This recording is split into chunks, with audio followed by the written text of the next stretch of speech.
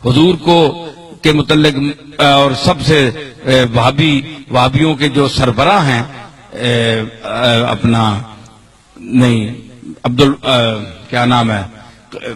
ابن تیمیہ، وہ ان کے بھی جد اعلیٰ ہے، تو مطلب ہے عقیدے میں جد اعلیٰ ہے. تو ابن تیمیہ جیسا آدمی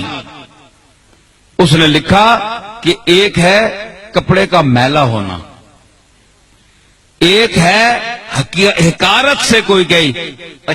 سٹ ہے ایویں ترکیا میلا ہے، ذہن میں اس کو حقیر کہے، ذہن میں یہ عقیدہ رکھے کہ میں اس کی حکارت کر رہا ہوں. ایک یہ ہے کہ حضور علیہ الصلوۃ والسلام کی کملی جو ہے، آپ کا جبہ یا ہر وہ کپڑا جو آپ کے جسم اقدس سے مس ہوا، لگ گیا، ایک بار لگا یا کئی بار لگا،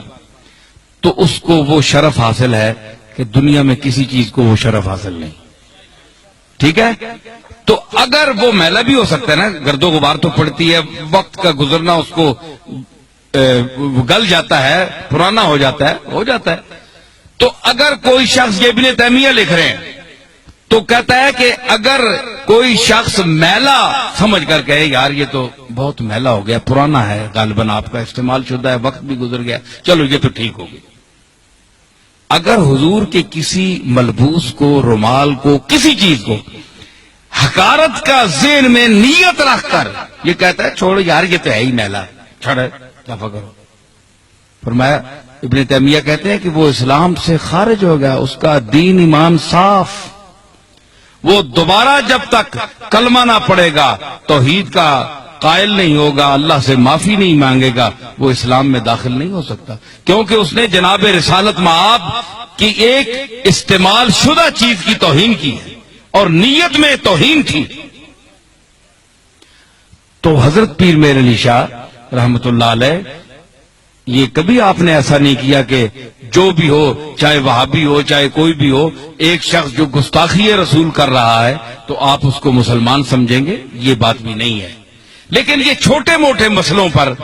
جو موریں اٹھی ہوئی ہیں جناب، یہ بھی کسی نے کیا، کوئی 11ویں کو نہیں مانتا جی وہ بھی کافر ہے، کوئی فلانی چیز کو نہیں مانتا وہ بھی کافر ہے، جو اذان کے پہلے الصلاۃ والسلام یا رسول اللہ نہیں پڑھتے یا اس کو منع کرتے ہیں وہ بھی کافر ہے. یہ کوئی بات نہیں ہے، یہ کوئی ایسی باتیں نہیں ہے کہ آپ ان کو قطعیات میں سمجھیں اور اس وجہ سے اتنا اختلاف ڈالیں کہ ایک طرف کلاشنکوفیں آپ نے اٹھائی ہوئی ہیں، لڑائیاں ہو رہی ہیں، قتل و غارت ہو رہا ہے، تو یہ کیا فساد ہے؟ یہ کوئی چیزیں نہیں ہیں سوا ذات اللہ کے بعد حضور علیہ الصلوۃ والسلام کی ذات ہے. اس کا احترام آپ پر بھی فرض ہے، ہمارا بھی فرض ہے، لیکن حضور نے یہ بھی فرمایا کہ مجھ کو اتنا نہ اٹھاؤ، اتنی تعریف نہ کرو کہ مجھے اللہ کے جو ہیں اپنے عیسیٰ علیہ السلام اور عزیر کے ساتھ ملا لو، جس طرح انہوں نے اپنے عزیر اور عیسیٰ کو اللہ کا بیٹا کہہ دیا تھا، مجھے بھی تم اللہ کے ساتھ ملا دو کہ اللہ اور مجھ میں کوئی فرق ہی نہ رہے. یہ بھی منع ہے، یہ سرکار نے منع فرمایا ہے، حضور کا حکم ہے. بندہ بندہ ہے، اللہ اللہ ہے، سمجھ آئی؟ یہ سرکار کی تعلیم ہے، تو یہ سرکار کی اپنی تعلیمات پر ہمیں چلنا چاہیے. اتنا بھی نہ آپ بڑھائیں کہ کل ہمیں قیامت کے دن حضور کے سامنے آپ حکم دیں کہ ان کو جوتے مارو، تو اس محبت کا کیا فائدہ؟ محبت تو وہ کرنی چاہیے جس سے رسول اللہ خوش ہوں،